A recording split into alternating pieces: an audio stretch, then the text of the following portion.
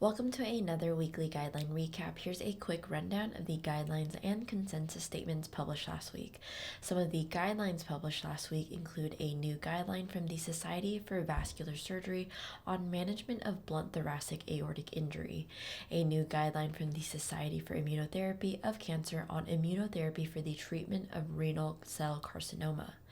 two new guidelines from the European Society of Intensive Care Medicine and Society of Critical Care Medicine, the first being Surviving Sepsis Campaign International Guidelines for Management of Sepsis and Septic Shock 2026, and the other Surviving Sepsis Campaign International Guidelines for the Management of Sepsis and Septic Shock in Children 2026.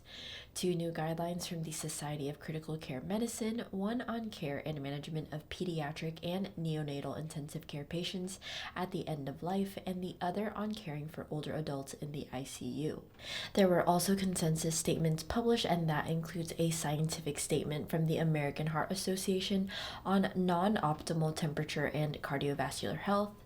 two reports from the American College of Cardiology, one on gene editing therapy in cardiovascular disease, and the other on outpatient management of isolated left-to-right shunt lesions in pediatric patients, a joint report from the American College of Cardiology, the American Heart Association, the American Society of Echocardiography, the Heart Rhythm Society, and the Society of Thoracic Surgeons on operator and institutional recommendations and requirements for tricuspid interventions, a clinical report from the American Academy of Pediatrics on responding to parental requests for potentially non-beneficial treatment in life-threatening situations, and last, a consensus statement from the European League Against Rheumatism on management of Behçet's syndrome.